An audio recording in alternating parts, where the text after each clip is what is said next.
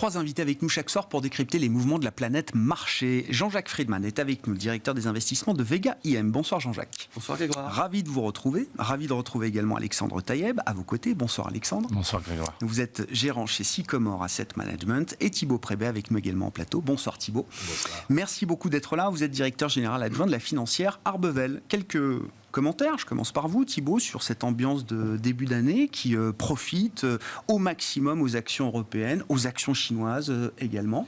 Une ambiance qu'on a qualifiée dans d'autres temps de Goldilocks. Surprise à la baisse sur les pressions inflationnistes et belle résilience de l'activité jusque-là. C'est vrai, on est dans une nouvelle ère qui est intéressante, c'est-à-dire qu'on est une ère qu'on ne connaissait pas et auquel les banques centrales essaient de s'habituer, qui est l'ère du plein emploi, qui est un truc qu'on n'a pas connu depuis des dizaines d'années, sauf évidemment dans des pays comme le Japon ou l'Allemagne, dont il y a une dégradation post-seconde guerre mondiale de la natalité qui fait qu'on a eu un peu un labo de test. Et en fait, ces zones se caractérisent par le fait que la natalité a baissé de 3-4 il y a une cinquantaine d'années à 1,5 aujourd'hui en moyenne. Et donc on a de moins en moins de gens qui arrivent sur le marché de l'emploi, de plus en plus qui partent, et donc des taux de chômage qui se sont effondrés.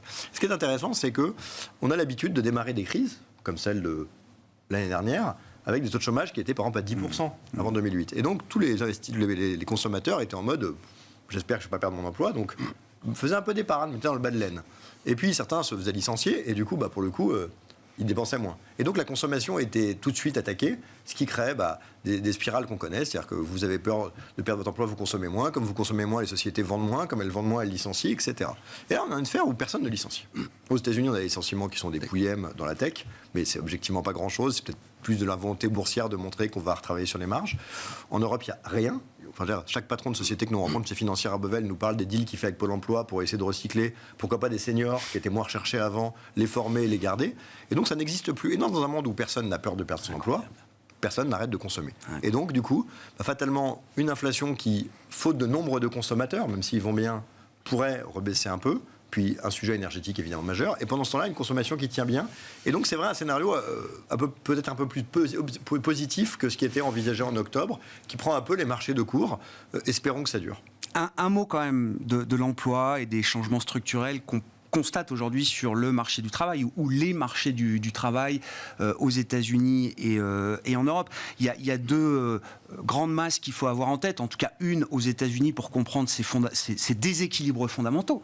C'est-à-dire que l'attrition de la population active et l'explosion de la demande d'emploi aujourd'hui de la part des employeurs fait que on n'a pas assez d'offres d'emploi. C'est-à-dire que même si on mettait tous les gens de la population active au travail, ça ne suffirait pas à pourvoir tous les jobs qui sont laissés vacants aujourd'hui, en plus de ceux qui sont déjà pourvus. C'est un déséquilibre qu'on n'a pas observé depuis des générations. Oui, alors ce qui est intéressant, c'est qu'on connaît la réponse à ça, parce que l'Allemagne l'a traité, par exemple avec l'immigration.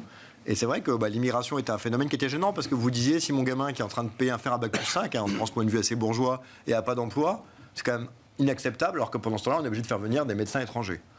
Le jour où vos enfants, ils ont du boulot, tout va bien, et par contre, vous n'avez pas recruté, que vous êtes embêté, tout d'un coup, vous êtes beaucoup plus ouvert. Donc on peut penser qu'un peu à l'instar du nucléaire, on a une rotation de l'image qui est en train d'être extrêmement rapide sur une dizaine d'années, on est passé de tout l'un à tout l'autre. Il est possible que sur l'immigration, on arrive sur des chemins assez similaires, puisqu'après tout, l'immigré, s'il prend un emploi qui est vacant, c'est pas tout à fait la même lecture que dans le cas contraire. Et c'est vrai qu'on va arriver vers cette logique-là, ça va être intéressant. Ça ne va pas tout régler. Il ne faut pas oublier qu'aux États-Unis, quand vous faisiez venir un immigré mexicain, quand au Mexique, la natalité était à 6, ce n'était pas le même effet quand elle est à 2,5. Donc en plus, il va y avoir aussi cet effet plus acceptable parce que les écarts, on va dire, sociologiques dans la manière d'utiliser les prestations ou autres sont beaucoup plus faibles. Mais il va y avoir aussi une moindre efficacité dans la capacité à reconstituer une main-d'œuvre disponible. Donc c'est vrai que ça va être un des enjeux. On voit que le Japon n'a pas souhaité aller dans cette direction pour des raisons insulaires, le Royaume-Uni ayant des visions assez similaires, que l'Allemagne, elle, l'a fait. Et on voit bien la différence derrière. Donc ça va être quelque chose de très structurant dans les années à venir. Et on va voir ces opinions. Et c'est pour ça que quand les banques centrales nous ressortent des trucs des années 70, on est toujours, ces financières à Arbevel, un peu gênés parce que c'est quand même des populations démographiques tellement différentes de ce qu'on voit aujourd'hui qu'il n'est pas complètement évident que les scénarios puissent s'emboîter ou se répondre d'une manière aussi importante que ce qu'on nous dit. À suivre, mais une période qui est quand même extrêmement intéressante dans ces retournements thématiques et où on peut penser que nos enfants auront des visions totalement à l'opposé de celles de nos parents sur ce genre de sujet. Ça va être intéressant et ça demande à adopter un nouveau logiciel. Quand on s'est construit au début de sa carrière dans cette idée de job security, on peut imaginer effectivement que sa vision de l'avenir pour plusieurs années est très différente de celui qui arrive sur le marché du travail après qu'on lui ait bassiné les oreilles de toute façon tu n'auras pas de travail ou en tout cas ce sera compliqué, etc. Pas avoir de planète, c'est plus gênant que par de travail. Donc on a des défis qui ne sont pas moins notionnels et qui ne sont pas différents, mais qui n'ont rien à voir. Et donc il faudra adapter complètement. Et cette pénurie d'offres de travail, là, elle nous préserve d'un scénario économique trop douloureux. Enfin, c'est la récession presque impossible d'une certaine manière, parce que là, on met tout en œuvre quand même pour déclencher la récession la plus voulue de l'histoire. Et cette récession n'arrive pas. On va avoir des récessions de plus en plus fréquentes, mais de plus en plus faibles. C'est-à-dire qu'une baisse démographique, c'est quoi? C'est moins de consommateurs, mais moins de consommateurs qui ont un job. Donc ça veut dire que vous avez quelque part une sinusoïde qui est de plus en plus faible en termes d'amplitude, mais qui est aussi de plus en plus bas en termes de pente, puisque vous avez moins de consommateurs, moins de dynamique, moins de population active, donc fatalement, vous prenez un exemple idiot que j'aime bien prendre, mais si vous vendez des couches culottes, c'est quand même bien que la population augmente, mais c'est quand même bien qu'il y ait des naissances, parce que si la population, elle fait que baisser, après vous en vendrez aux seniors. Mais il y a des couches pour adultes, oui, voilà, c'est le nouveau marché.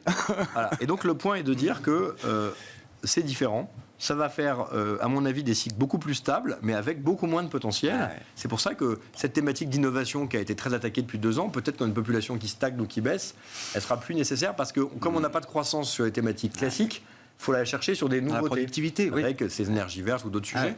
Donc ça demande à réfléchir, mais je suis assez partisan de l'idée de plus en plus de récession, parce que quand le potentiel de croissance il est peut-être à 0,5 par an, on tape très vite. On est vite en dessous. Ouais. Et bon, d'un côté, une récession à moins 0,2, tout le monde s'en fout. Ouais. Alors qu'une récession à la 2008 à moins 12,8 en Allemagne, bon là, on sent un peu plus. L'autre chiffre que je voulais apporter, on en discutait vendredi, c'était le chef économiste de Société Générale CIB qui nous donnait cet exemple sur le marché français. Avant, pour faire baisser le taux de chômage en France, il fallait créer 150 000 emplois. Aujourd'hui, on a besoin de créer seulement 80 000 emplois pour voir le taux de chômage baisser.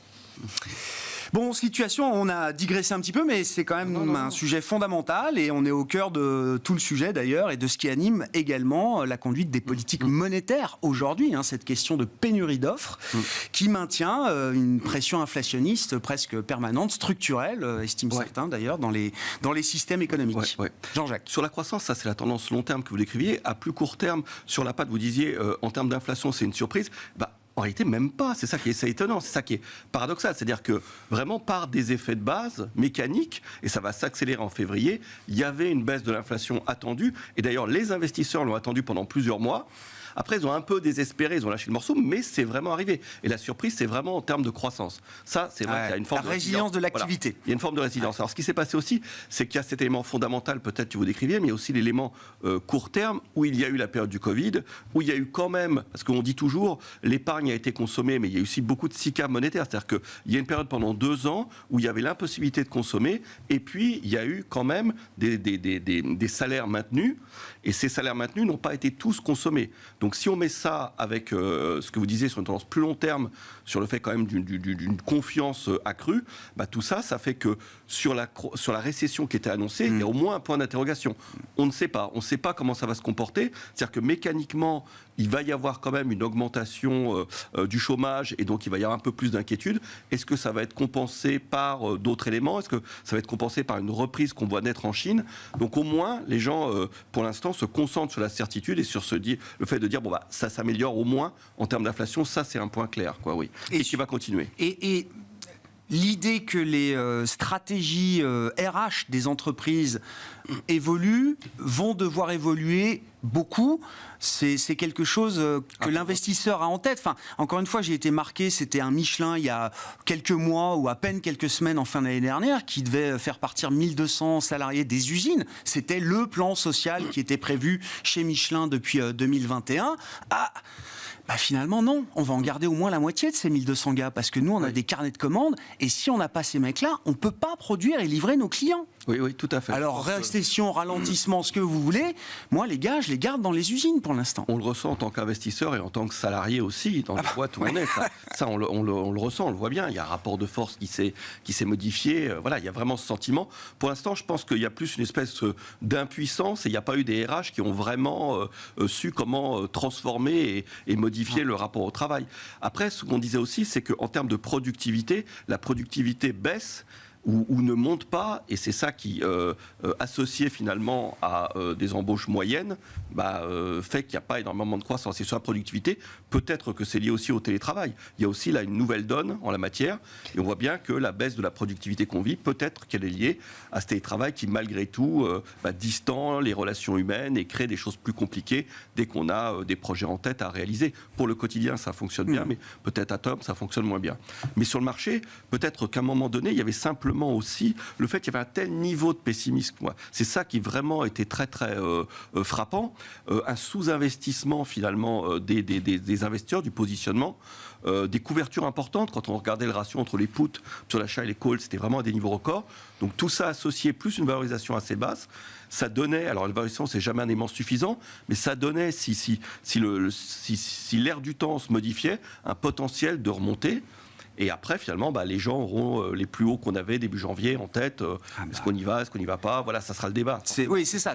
Maintenant qu'on est revenu sur les niveaux d'avant déclenchement de la guerre en Ukraine, l'objectif, c'est le sommet historique pour beaucoup d'indices. Oui, parce qu'il y a beaucoup d'incertitudes en termes économiques. Donc finalement, les gens se rattachent à des éléments techniques beaucoup. C'est ça. Comme c'est très incertain au niveau économique, dans le doute, les gens se rassurent. Dans le doute, remontons plus haut. Voilà, dans le doute, ou rattachons-nous au moins à regarder les éléments techniques, les charts, les éléments comme ça. Et je pense que ça sera important. Oui. Alexandre, je reviens toujours à cette ambiance Goldilocks de début d'année, l'environnement un peu boucle d'or et qui profite très largement aux actions européennes.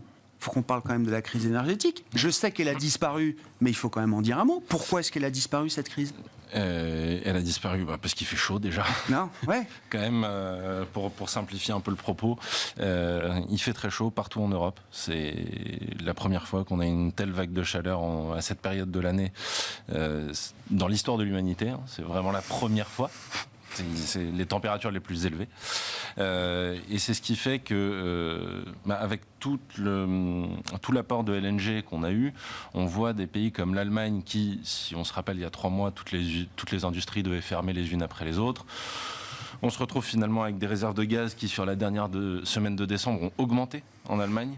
On finit l'année à 88% de stockage. On est maintenant à 92% au moment où on se parle en Allemagne. En moyenne, en Europe, là, on est à 85%, et historiquement, à cette période de l'année, on est à 65%. Ce qui fait que, comme les températures vont continuer d'être élevées d'après les différentes prévisions, on devrait non seulement passer cet hiver, mais la crise qu'on voyait déplacer à l'hiver prochain, elle sera peut-être même pas là. Donc en fait, on passe d'un scénario quand même très noir, où on devait avoir une récession forte à cause de ça, à finalement un scénario gris clair, voire blanc sur cette partie-là, qui fait que la récession, au pire, elle sera douce en Europe, et au mieux, elle sera même pas là. Donc en fait, le rebond, il se fait en grande partie là-dessus, en plus du prix des matières premières qui baisse, des prix de l'énergie qui baissent, et qui fait qu'on voit l'inflation décélérer petit à petit, parce que l'inflation en zone euro est quand même liée au prix de l'énergie essentiellement. Et donc, on voit que ce rebond de début d'année est quand même concentré en Europe. Aux États-Unis, c'est moins le cas, parce que l'inflation, elle est aussi plus ancrée dans l'économie, elle est moins liée au prix de l'énergie pendant toute la phase. Pardon ? Et puis, il fait moins 20. Il fait moins 20. Accessoirement, il fait très froid. Accessoirement, il fait froid. Et toute la phase où on a eu un prix du gaz très élevé en Europe, pendant tout ce temps, le prix du gaz aux États-Unis a traité 20% plus bas. Donc on n'est plus sur une inflation qui est due à un marché au plein emploi, à des augmentations salariales, à l'immobilier. On parlait des effets de base, mais les loyers, ça y est, ils commencent enfin à baisser.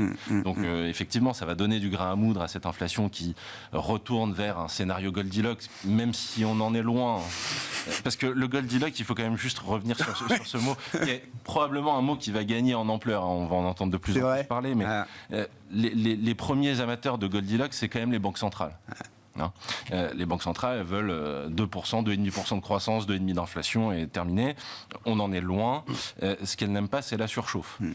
Donc il va falloir voir maintenant comment le marché oscille entre indicateurs qui finalement rassurent aussi bien sur le plan de l'inflation que le plan de la croissance et des déclarations de banquiers centraux qui peuvent être, comme on l'a vu avec Christine Lagarde en décembre, un peu plus pushy que ce qu'on attendait.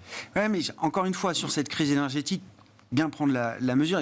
Malgré des taux d'inflation qui ont atteint à peu près les mêmes niveaux au pic en Europe et aux États-Unis, on voit bien la manière dont se comporte le marché américain et la manière dont se comporte le marché européen. On voit bien qu'effectivement, ce qui pesait sur l'Europe et ce qui générait l'inflation en Europe n'était pas du tout de même nature que ce qui pèse de ce point de vue-là encore sur les marchés américains. Il y a cette facette de l'inflation et l'autre facette des banques centrales où finalement les deux doivent resserrer. Mais comment dirais-je, on sent qu'il y a comme il y a une dichotomie de valorisation entre les marchés US et les marchés européens, les marchés US étant historiquement plus chers que les marchés européens, là on s'intéresse quand même, le rebond se fait en grande partie sur la value, parce qu'on est encore en période de resserrement. Donc c'est peut-être ce qui explique une partie du non-rebond ou du plus faible rebond des États-Unis par rapport à l'Europe. Ouais, ça s'est joué sur une séance en fin de semaine dernière, mais sinon c'était vraiment un démarrage très médiocre pour les marchés américains quand l'Europe affichait déjà des performances très positives. Sur la crise énergétique, Thibault, je ne sais pas s'il y a des éléments complémentaires, mais c'est vraiment, c'est avant tout une histoire de facteur météo, et auquel cas, c'est un facteur chance, ou est-ce qu'il y a quand même plus que ça derrière? Il y a plus que ça. Déjà, il y a une boucle de retour. C'est-à-dire que vous savez, en économie, pour prendre un exemple basique pour les auditeurs, quand vous avez un chômage qui monte, au bout d'un moment, il y a beaucoup de chômage, donc les gens sont tous intéressés par travailler, donc les salaires baissent. Quand les salaires baissent, les gens recrutent. Quand les gens recrutent, il y a plus d'activité, tout le monde consomme. Puis au bout d'un moment, on monte les salaires. Et à force de monter les salaires, les rentabilités baissent et puis on licencie. Donc on connaît ce cycle. Sur le climat, il y a la même chose. C'est terrible, hein. Mais si vous avez, comme cette année, 3 degrés de plus que la température normale, que dans le même temps, au lieu de vous chauffer à 22 chez vous, vous chauffez à 19, ça veut dire qu'au lieu peut-être de passer de 10 dans l'intérieur de chez vous avant chauffage à 22, vous passez de 13 à 19, vous chauffez 2 fois moins. Si votre demande en chauffage, qui est quand même la deuxième source de pollution, elle est divisée par 2, vous allez avoir une demande qui était déjà à moins 10, qui est peut-être passée à moins 20. Si votre demande elle est à moins 20, la Russie, qui était peut-être que 30% d'une partie de l'énergie en Europe, c'est même plus un sujet. Et donc on le voit bien, c'est-à-dire que si vous finissez avec des réserves à 80, 70 ou à 60 même, et que vous avez fini l'année dernière quasiment à 0, si vous devez remplir 2 fois moins votre gaz et que la Russie en faisait 40, en fait, vous n'avez même pas de sujet. Même si elle n'envoyait rien, c'est probablement du coup, elle voudra renvoyer parce qu'elle, tant qu'à faire, elle voudra un peu de réserve et que sa stratégie de faire monter les prix aura quand même fini par faire qu'on se sert plus d'elle, mais qu'elle aura envoyé plus de pognon aux Américains en faisant des imports de gaz qui auront servi à payer des armes à l'Ukraine. Donc c'est vrai que ce n'est pas un succès majeur stratégique. Et donc la situation aujourd'hui est de dire, voilà, on a une boucle de retour avec à la fois moins de besoin de chauffer parce qu'il fait plus chaud, c'est terrible, hein, c'est un échec, mais c'est quand même malgré tout factuel. C'est dans le même temps des gens qui se chauffent moins avec cette sobriété, et donc une demande énergétique qui a baissé. Donc cette idée que l'énergie doit être de plus en plus chère pour les 30 prochaines années, elle n'est pas remise en question, mais à horizon 3 ans, probablement qu'on va commencer à éliminer toutes ces dépenses énergétiques qui étaient devenues probablement un peu superfétatoires, et donc il est assez probable qu'on puisse avoir des prix d'énergie qui maintenant, le sujet 2024 va être géré. Maintenant, évidemment, les gens qui ont signé un contrat il y a 2-3 mois d'électricité, les sociétés en face se sont couvertes, elles ont acheté, donc peut-être qu'ils ne reverront pas des prix intéressants, mais on peut penser que les prochains contrats dans les mois à venir vont peut-être pas être complètement équivalents. Et donc c'est vrai qu'on arrive à une situation qui est différente et qui nous donne une situation très dégradée en Europe qu'on avait avec l'Ukraine, avec cette crise énergétique, qui est quand même en train de s'effacer et qui du coup renvoie les investisseurs. Et dans le même temps, je vous rappelle que des sociétés qui vont pas bien, elles doivent faire un avertissement au résultat avant la fin de la période dès qu'elles le savent. Qu'on est arrivé au 31 décembre avec virtuellement zéro warning, à part dans les secteurs de la distribution où on a notre warning de FedEx et compagnie tous les 3 mois, ça ne dit pas grand-chose. Donc on sait déjà que les résultats n'ont aucune chance d'être dégueulasses. Et donc c'est vrai que on a un peu renversé pour des mauvaises raisons, mais cette situation énergétique est quand même en train de changer assez radicalement. Si on a, en plus de la météo, avec les efforts des ménages, des entreprises, des industries, si on a réussi à désamorcer comme ça en un an l'arme énergétique qui était dans la main de Vladimir Poutine, est-ce qu'on peut se mettre à espérer d'une stabilisation de la situation, alors sur le plan militaire évidemment on l'espère, mais sur le front géopolitique en général, entre l'Europe et la Russie. Oui, tout à fait. Au moins qu'on l'anticipe, c'est ça qui est important pour le marché. Il y avait ça participe de l'ambiance qui favorise l'Europe. Ce qui est important, c'était la réouverture de la Chine où les gérants, c'est pas nous, mais les gérants chinois qu'on connaît sur place nous disaient c'est pas parce qu'il n'y a rien eu au niveau du 20e congrès du PCC qu'il n'y aura pas réouverture. La surprise étant la rapidité, là encore, du mouvement. Mais c'était attendu. Et l'autre élément qu'on attend depuis longtemps, c'était que, si ce coup-ci, la Russie a raté finalement cet hiver 2023 et risque de rater 2024, et en plus avec un basculement sur la Chambre américaine, tout ça, ça donne l'anticipation possible de négociations. Et ce qui est important, c'est qu'un conflit n'est baissier pour les marchés que s'il se double d'une crise énergétique. C'est la crise énergétique qui prélève du pouvoir d'achat qui fait baisser le marché. Alors il y a quand même un point par rapport à ça, parce que c'est quand même assez compliqué et souvent on peut se faire avoir, c'est quand même la Chine qui était absente. Et le retour de la Chine pour nous peut exercer une pression à la fois sur le pétrole et sur les métaux. Donc je serais plus mesuré quand même au cours du second semestre, et tout ça, on en parlait un peu, renvoie à l'idée peut-être que c'est facile, enfin entre guillemets, l'anticipation d'une baisse de l'inflation au premier semestre, mais ensuite, je pense qu'il y a un cap plus difficile à passer, et souvent on a de la distance par rapport au discours des banques centrales, et ce coup-ci, j'aurais plutôt tendance un peu à y adhérer, en pensant vraiment que je suis assez étonné, pour moi on dissocie bien l'amélioration de l'inflation et le pivot et le changement de la politique de la Fed. C'est deux choses différentes. Et je pense que la Fed ne pourra pas pivoter parce qu'il y aura cette hausse du pétrole et cette hausse des métaux et des matières premières qui surviendra. Sur le gaz, voilà, ça semble se stabiliser. Ouais, donc il faut prendre les banques centrales au premier degré, pour ce qu'elles nous disent. En ce moment, oui, tout à fait. Ouais. Je vous vois acquiescer, Alexandre. Je veux bien qu'on reprenne là-dessus, effectivement, parce que donc l'idée que ces surprises à la baisse sur les pressions inflationnistes, ça va pas être un chemin linéaire. Il y aura des déceptions, il y aura des mauvaises surprises à un moment dans les prochains mois, au courant de cette année 2023. Et encore une fois, dans le discours et le degré d'agressivité des banques centrales.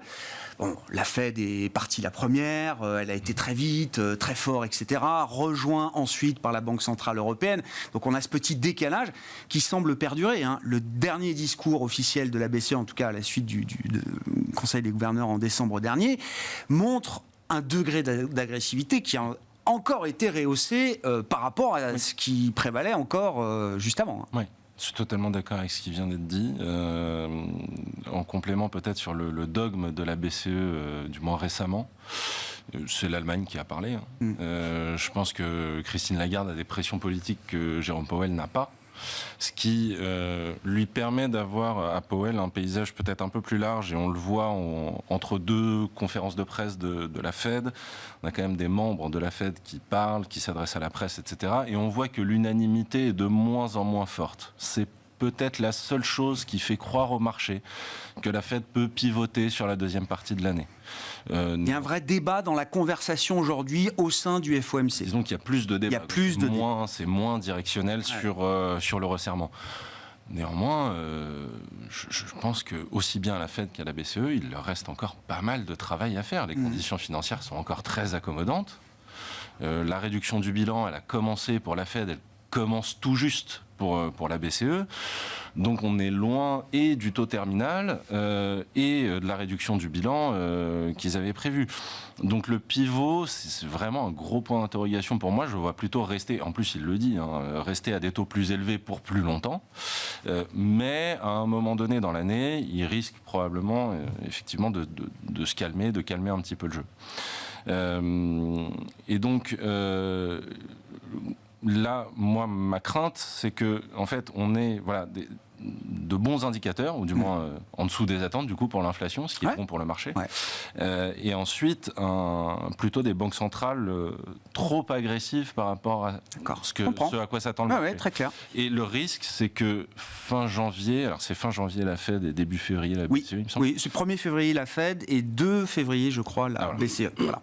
Et donc le 1er février, vu les données sur l'emploi qui sont sorties, parce que Powell regarde quand même beaucoup l'emploi, je ne serais pas surpris qu'il nous fasse un second Jackson Hole. Un petit rappel, petite piqûre de rappel, encore. Mais complètement. D'accord. Complètement, parce que le marché s'est gargarisé sur le fait que les average hourly earnings... La pression sur les salaires semble être moins forte que ce qu'on avait lu d'ailleurs en novembre et s'atténuer encore au mois de décembre. Mais ça continue de monter et l'inflation core est toujours en train de monter aussi. Donc il n'y a pas de raison de desserrer la vis tout de suite. Et du coup, il y a quand même l'idée que le différentiel de taux entre les États-Unis et l'Europe sera un peu moins fort encore que ce qu'on imaginait.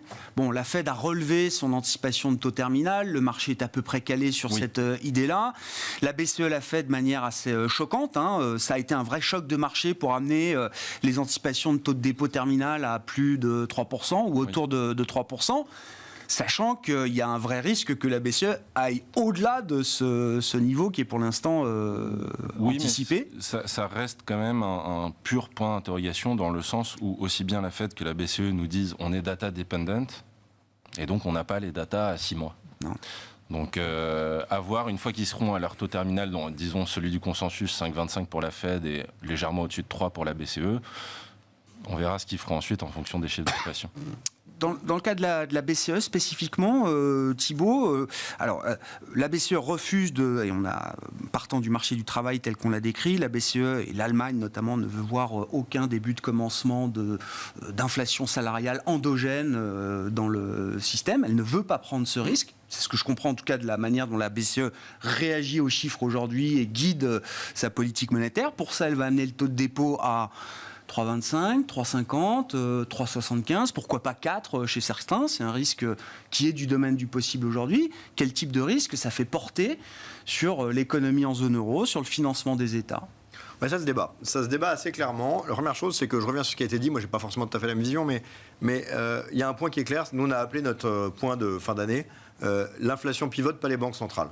C'est un peu ça quand même la dynamique qu'on a observée. C'est-à-dire qu'on a une inflation qui sur toutes les stats pivote. Tous les indices de prix payés, des indices d'activité, ISM, PMI, sont tous en baisse. Les chiffres d'inflation sont tous hyper bas. Et effectivement, nous on est partisans du fait que le chômage ne remontera pas, pour des raisons démographiques. En revanche, ce chômage qui ne remonte pas avec des salaires qui se modèrent, sur des rythmes de 3,5 annuels, ce qui ne pose pas de problème pour une période, on va dire, où on vient d'avoir quand même des hausses de coûts énormes qu'il faut absorber, c'est quand même une grande surprise. Et puis il ne faut pas oublier que décembre, c'est un mois où toutes les stats sont très déflationnistes, et on a au milieu de ça, bim, 0,6 de hausse sur les mois de salaire. Et tout le monde se dit, ça c'est quand même un caillou. Hop, c'est révisé à 0,4, et un petit 0,4 en plus, et maintenant on a 0,3. Donc en fait, il reste quand même pas beaucoup de munitions pour les banques centrales, qui ont déjà basculé en disant avant, regardez, en mensuel c'est beaucoup, puis quand en mensuel il n'y a plus rien, on dit mais regardez, en annuel c'est toujours élevé.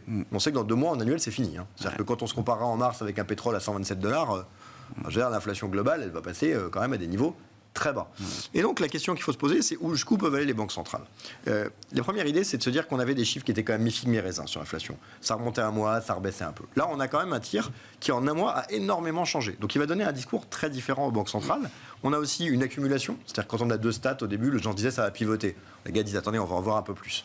Et donc maintenant, on a quand même cette accumulation. Et il ne faut pas oublier un truc pour les banques centrales, c'est qu'on a une résilience du consommateur. Ça, c'est vrai. Mais à l'international et dans l'absolu, on a quand même des indices d'activité, de nouvelles commandes qui s'effondrent. Pas qui baissent, qui s'effondrent.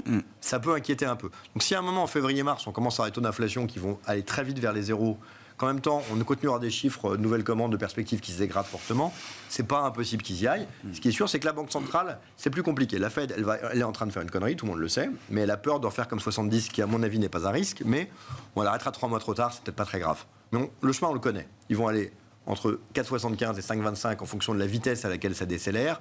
Ils vont pivoter en milieu fin d'année quand on verra qu'économiquement, il n'y a plus de sujet et qu'il y a presque plus un risque de piège déflationniste que le contraire. Quand les prix vont baisser, qu'on va voir qu'à un moment, il faut l'arrêter. Ça peut changer à cette vitesse-là. Toujours, parce que c'est des tendances. Ouais, je sais bien. Ça repartira pas. C'est là qu'il n'y a pas de consensus. Il y a des gens qui parlent de double top, des gens qui pensent que ça rebaisse, mais il n'y a pas de doute sur le fait que ça rebaisse. Donc vous comprenez le pricing de marché sur la Fed, vous comprenez que le marché anticipe... On est d'accord, on n'est pas d'accord, mais l'histoire, on la connaît. L'inflation européenne, on ne la connaît pas. Parce qu'on ne sait pas où va l'énergie. On ne sait pas comment la zone réagit à un bas chômage, parce qu'il n'y a jamais eu de bas chômage dans la zone, à part en Allemagne. On ne sait pas comment évolue cette guerre, les visions politiques. On ne sait pas comment Poutine vient. Si Poutine dit « mais moi je veux quand même vous vendre du gaz, même à des prix très bas », sachant que le gaz, il ne peut pas le vendre ailleurs, parce qu'il n'y a pas de pipeline entre la Sibérie et la Chine, et il faut 15 ans pour en faire un. Il y a une quantité d'inconnus en Europe qui fait qu'on ne peut pas être confortable sur un scénario, parce qu'encore une fois, si on se tapait les températures américaines en Europe actuellement, je vous rappelle que là il fait quand même moins 45 en Russie, s'il faisait moins 15 chez nous, le scénario ne serait pas du tout le même. Donc c'est vrai qu'aux États-Unis, on peut comprendre le scénario, penser que la Fed en fait trop, mais à 2-3 mois, c'est assez consensuel. Là, on est très très dépendant même de data comme la météo qu'on ne maîtrise pas. Alors c'est tombé du bon côté, si on peut dire ça, parce qu'il y a quand même une inquiétude qui est dedans. Mais pour le reste, on ne peut pas avoir un scénario sur l'Europe, parce que ça dépend. Après, ce qui est sûr en revanche, c'est que on est en train d'inventer une histoire d'une inflation intrinsèque en Europe qui n'a jamais existé et qui reste quand même très liée à l'inflation, avec quand même des coûts salariaux qui ont rebaissé, enfin en tout cas le rythme d'augmentation a rebaissé en France. Donc c'est pas très clair. ça peut s'inverser assez vite. On voit cette communication assez forte qui est de dire, si vous m'inversez toutes mes hausses de taux dans la partie long terme, ça n'a pas d'effet et moi il faut quand même que ça ait de l'effet. Donc là c'est le discours des banques centrales. Elles ne tiendront que le temps où il y aura besoin de cet effet. Si à un moment on se rend compte qu'il n'y a plus vraiment besoin de cet effet, ce qui, vu aussi pareil les chiffres sur l'immobilier américain, peut aller assez vite, on n'en sait rien. Donc on pense que ça peut aller assez vite, ça peut pivoter assez vite. Ce qui est important, c'est que la densité et l'unanimité des chiffres d'inflation, ce qui n'était pas du tout le cas il y a 3 mois, 6 mois, on avait toujours des trucs très contrariés, donne quand même une assez grande force au mouvement de modérer ces hausses de taux. Est-ce que ça va suffire ou pas? Est-ce que les politiques vont s'accouter? Aux États-Unis, je pense que c'est moins clair. En Europe, c'est pas évident. Bon, comment on gère la situation sur le plan de l'investissement, messieurs, désormais, Jean-Jacques? Alors bon, reprenons quand même ce rallye européen entamé en octobre, suivi par le rallye des actions chinoises à partir du mois de novembre. C'est quand même les deux marchés leaders, on va dire, sur ces derniers mois. Est-ce qu'on arrive déjà à des niveaux qui justifieraient un peu plus de prudence de la part des investisseurs et ceux notamment qui ont pu en profiter? Alors on était rentré, vous vous souvenez, on n'a pas revendu. C'est-à-dire que justement, on pense que le mouvement de correction de décembre était normal parce qu'on s'approchait justement des niveaux de prêt du 4 février, etc. Le mouvement de taux nous a un peu surpris à la hausse. Les taux sont retendus en fin d'année, c'est ça. Et peut-être que justement, c'est pour montrer la différence entre la baisse d'inflation attendue et le pivot qui sera plus tardif quand même. Là, ça a bien repris. Nous, on prend le pari quand même, malgré tout, d'essayer plutôt d'opérer une rotation en faveur des États-Unis et de la croissance qu'on a opérée depuis fin novembre. Alors, pour l'instant, ça ne fonctionne pas extraordinairement bien, mais voilà, il nous semble vraiment qu'on arrive à des niveaux de valorisation. En fait, ce qu'on joue, c'est soit on joue de la cyclique, soit on joue de la croissance, mais justement par rapport au fait que les valeurs défensives nous semblaient chères, par rapport au fait qu'elles intégraient vraiment une récession avec des gens qui disaient on va faire de la pharma, on va faire du défensif, parce que nous on pense qu'il faut faire le contraire. Donc on a été plutôt soit vers de la cyclique plutôt européenne, soit on a remonté de la croissance US en se couvrant contre le risque de change, mais en maintenant finalement les achats qu'on avait pu faire le toute fin de septembre. Comment vous êtes comme ça qu'on... Ouais, j'entends. Donc, convaincu qu'il y a un moment dans cette année 2023 où les vents redeviendront plus porteurs pour les valeurs de croissance, les grandes valeurs de croissance américaines, incluant notamment la tech, j'imagine, Jean-Jacques. Oui. Il y a peut-être des dossiers idiosyncrasiques comme Tesla, etc. Bon, ça, on le joue pas. Mais voilà, il y a pour nous, il y a le fait que le marché, il y a un peu un désamour qui vient à la hauteur de cet amour extraordinaire qu'il y avait auparavant. Mais d'ailleurs, je pense qu'une partie, ça avait été évoqué, mais du chômage, des déclarations qui sont faites, c'est pour finalement se raccorder un peu aux désidératas. Les plans de restructuration et les licenciements dans la tech, c'est pour montrer qu'on est capable de gérer aussi correctement l'entreprise du point de vue des coûts, par exemple.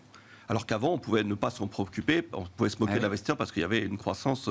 Et entre parenthèses, c'est ces licenciements qui sont la cause peut-être de la hausse de l'inflation salariale qui a duré un peu plus longtemps. Parce que c'était inclus dans les fameux 0,6% qui, à un moment donné, n'ont pas plu au marché. Les indemnités de licenciement, oui, bien sûr. Ça rentre effectivement dans cette composition des salaires telle qu'elle est mesurée. Donc oui, nous, il nous semble... Après, le marché, je le dis, surveille vraiment des éléments techniques. Alors pour l'instant, il n'y en a aucun, mais quand ça partira, c'est un peu la même chose que la Chine, pour des raisons différentes. Mais là aussi, c'est un peu le même mouvement qu'on a envie de mettre en place. Ouais. J'entends. Alexandre, comment vous avez envie d'opérer là au démarrage de cette année 2023 ?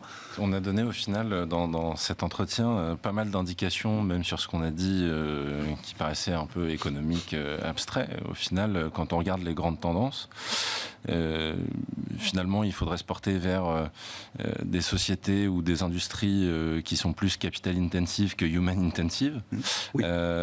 L'industrie, de manière générale, on lui a enlevé quand même un gros caillou que sont les prix de l'énergie. Donc l'industrie, de manière générale, qui a été quand même pas mal massacrée, notamment en Europe, me paraît intéressante. Si je peux donner juste deux autres calls sectoriels. Le premier, puisqu'on a l'air d'enlever de notre scénario la récession profonde, les banques me paraissent toujours intéressantes, que le scénario soit au resserrement ou au relâchement finalement. Même en termes de valorisation, ça reste attractif. Et puis le dernier secteur, ce sont les mines. Parce que les mines, elles ont le double effet qui se coule. Le premier, c'est la baisse des prix de l'énergie, et le second, c'est plutôt l'augmentation des prix des métaux. Donc là, et on a des valorisations qui défient toute concurrence. Donc là, ça me paraît intéressant. Sur la partie tech, je souscris tout à fait à ce qui a été dit. Pas que je pense qu'il y ait un pivot imminent, mais dossier par dossier, on commence à avoir des valorisations pour des sociétés qui sont quand même incroyables, même si elles ont déçu sur leurs résultats au troisième trimestre.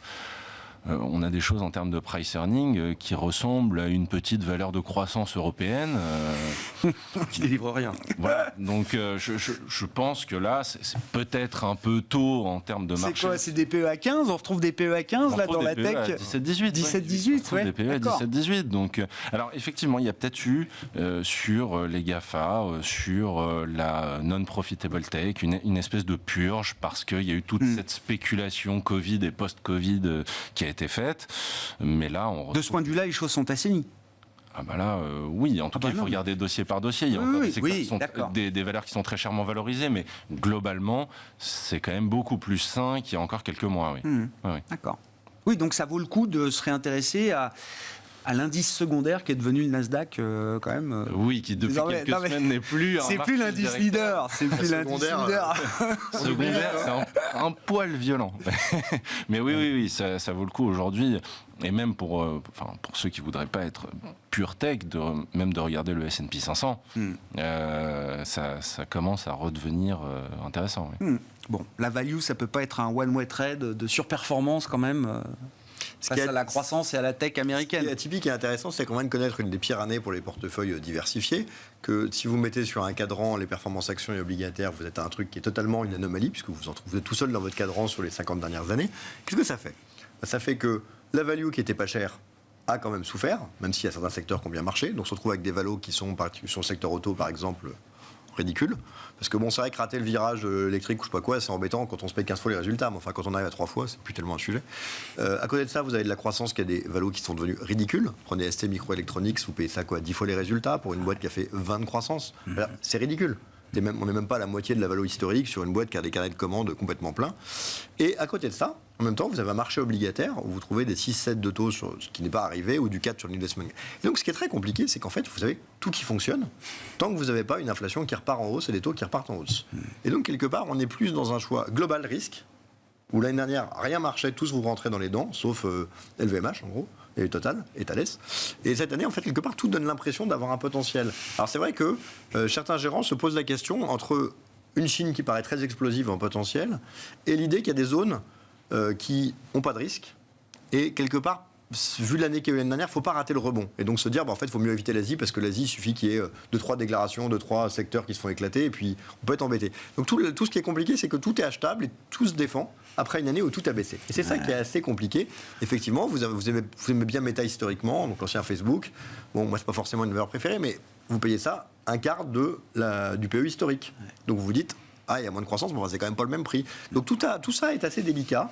Et je pense qu'il y a à boire et à manger et que tout peut se défendre. Et j'écoute avec autant d'intérêt des très belles sociétés de gestion, un discours assez value, comme l'argument que la croissance a des prix complètement débiles, tout comme l'idée que l'obligataire reste maintenant un truc hyper intéressant pour des gens qui parfois... Et ça veut dire qu'il ne faut pas faire de choix quand on peut ne pas trop faire de choix forts ou de paris dans des gestions un peu globales. C'est comme ça qu'il faut opérer ou il faut quand même... C'est ces moments où, il faut être diversifié, parce que tout est bon à prendre, donc ça sert à rien de mettre tout ça dans le panier. Et deux, respecter son ADN, parce que c'est un moment où quand on maîtrise son sujet, on trouve des choses très belles. Et quand on veut aller sur des choses qu'on ne connaît pas, si on se rate sur un moment où tout rebondit, ça peut être assez douloureux. Donc je dirais, on respecte son ADN. Deux, on tient compte l'année dernière des gros plombs sur la tech ou sur certains secteurs qui ont été très violents, pour essayer quand même de trouver une diversification minimale, pour être sûr de ne pas rater le rebond qui commence de manière assez violente, mais qui pourrait aller beaucoup plus loin. Encore une fois, quand vous avez un Nasdaq qui a perdu quasiment 35%, on récupère 3 ou 4, c'est cool, mais il y a encore un peu de chemin. Donc voilà, à voir, mais sans doute à boire et à manger pour cette année, et chacun ses compétences pour aller tirer au mieux ce qu'il peut faire du mode de ce marché. Bon, Le Nasdaq qui semble s'être réveillé depuis la fin de semaine dernière. On prend 2% en ce moment à Wall Street sur le Nasdaq spécifiquement pour cette première séance de la semaine. À Paris, le CAC 40 aura gagné encore 0,7% pour clôturer au-delà des 6900 points ce soir. Merci beaucoup messieurs. Merci d'avoir été les invités de Planète Marché. Thibaut Prébet, directeur général adjoint de la financière Arbevel. Alexandre Taïeb, analyste et gérant chez Sycomore Asset Management. Et Jean-Jacques Friedman, directeur des investissements de Vega IM, étaient nos invités en plateau.